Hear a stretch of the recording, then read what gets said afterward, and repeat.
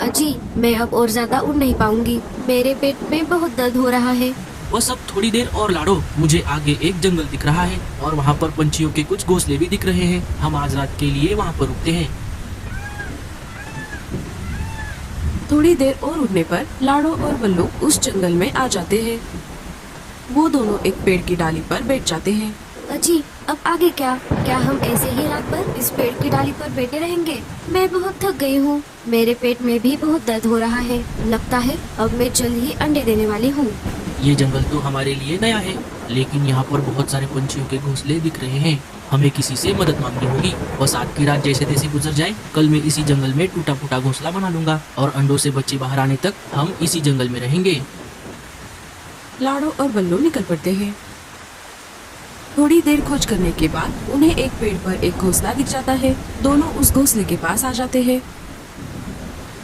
बल्लू घोंसले का दरवाजा खटखटाता है।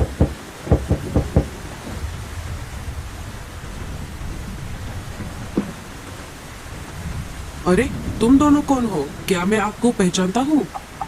भाई साहब, मेरा नाम बल्लू है और ये है मेरी पत्नी लाडो। हम इस जंगल के नहीं हैं, हम बहुत दूर से उड़कर यहाँ पर आए हैं। हमारे जंगल में बहुत बड़ा तूफान आया था, इसीलिए हमारा घोंसला टूट गया। हम जैसे तैसे करके जान बचाकर यहाँ तक पहुँचे हैं। मेरी पत्नी पेट से है और जल्द ही माँ बनने वाली है। क्या आज रात के लिए हम आपके घोंसले में रुक सकते हैं? हाँ हाँ, क्यों नहीं, तुम दोनों अंदर आ जाओ।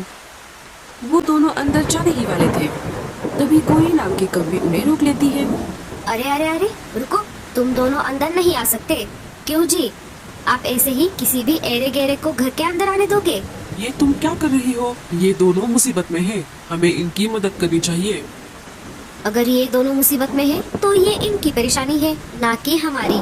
एक तो घर में रहने के लिए जगह नहीं है और ना खाने को अनाज। अगर इन्हें अंदर ले लेंगे तो हम मुसीबत में आ जाएंगे। इतना बोलकर घूर लेंगे तो हम मुसीबत में आ जाएंगे। इतना बोलकर गोरी घर का दरवाजा लगा लेती है। बल्लू जी, अब हम क्या करें? चलिए हम किसी और से मदद मांगते हैं।